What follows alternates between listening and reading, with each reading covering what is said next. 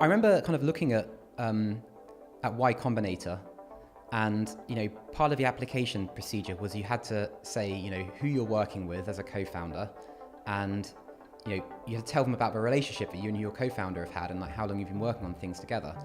And there's always something a bit irritating about that, because in the UK we just don't have this, or we didn't have this kind of natural startup ecosystem where you could meet co-founders. And I sort of was thinking about this a lot, and back then, Google, Facebook, these kind of companies weren't that big in Europe. So, in the US, you could go and work for Google. You'd be surrounded by all these very smart people who are kind of interested in technology. And on the side, you could kind of work on side projects. And it's kind of like a natural, organic way to kind of think of startup ideas and then to sort of leave and do your own thing.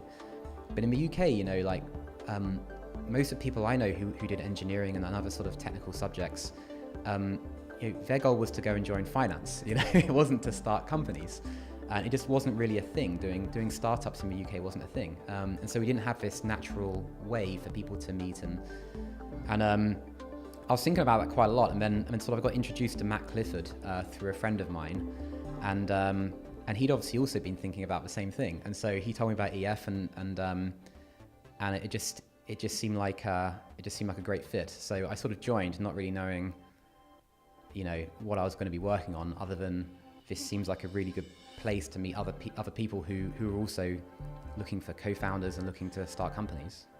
So that was the reason why I joined the first EF cohort.